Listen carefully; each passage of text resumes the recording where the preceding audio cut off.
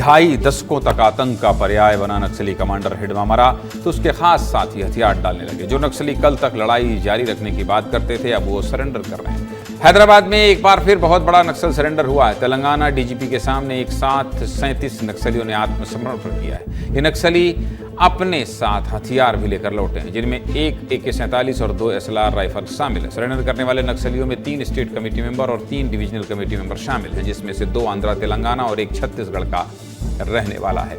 31 सालों से अंडरग्राउंड नक्सल कमांडर आजाद और 32 सालों से अंडरग्राउंड नक्सल कमांडर रमेश ने भी सरेंडर किया है। लेकिन इन सब में जो सबसे बड़ा नाम है वो है मुचाकी सोमड़ा उर्फ एर्रा का। सुकमा जिले का रहने वाला एर्रा पिछले 20 सालों से नक्सल संगठन में शामिल था और इस पर कुल 25 लाख रुपए का इनाम था। एर्रा हिडमा का लेफ्ट हैंड था और कई बड़ी नक्सल घटनाओं में शामिल था।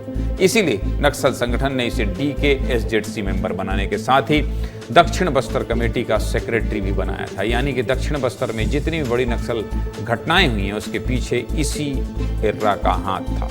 नक्सलियों के खतरनाक बटालियन नंबर 1 में भी एर्रा की अहम भूमिका थी। एर्रा ही वो नक्सली था जो बटालियन नंबर 1 में सक्रिय लड़ाकुओं को भेजने का काम करता था और देव जी की गुट में रहता था। जब नक्सली लगातार लेटर लिखकर हथियार डालने की बात कर रहे थे तो उस समय भी दक्षिण बस्तर ने लड़ाई जारी रखने की बात कही थी। इसके पीछे भी एर्रा का ही हाथ था।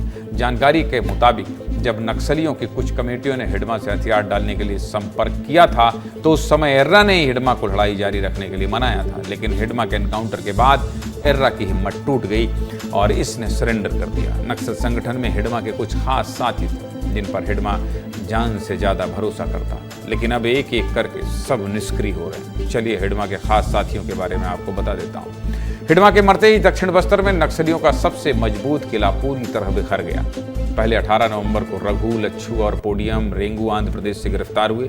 ये तीनों ही SZC मेंबर थे और हिडमा की बटालियन और साउथ बस्तर डिवीजन के सबसे खतरनाक कमांडर थे। साथ ही हिडमा की पत्नी राजे भी मारी गई। इनके बाद एर्रा ने भी सरेंडर कर दिया।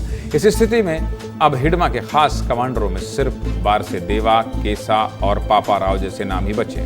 एक तरफ तो नक्सली पूरी तरह खत्म होने के कगार पर हैं और नक्सल संगठन में लड़ाई जारी रखने की ताकत नहीं बची है, तो दूसरी तरफ नक्सली लेटर जारी करके प्रोपेगेंडा कर रहे हैं। पिछले 20 महीनों में 90% से ज्यादा नक्सल कमांडर मारे गए और नक्सलियों को लगातार मुंह की खानी पड़ी है। लेकिन देव जी ने लेटर जारी करके 25वीं वर्षगांठ मनाने के लिए कहा है। नक्सलियों के कार्यवाहक महासचिव देव जी ने सभी नक्सलियों से कहा है कि वो इकट्ठा होकर पूरे उत्साह के साथ वर्षगांठ मनाएं। अच्छा, इकट्ठा करवा रहे हैं ताकि जो एक का दुक्का मिल रहे हैं इकट्ठे ही सबको मार दिया जाए।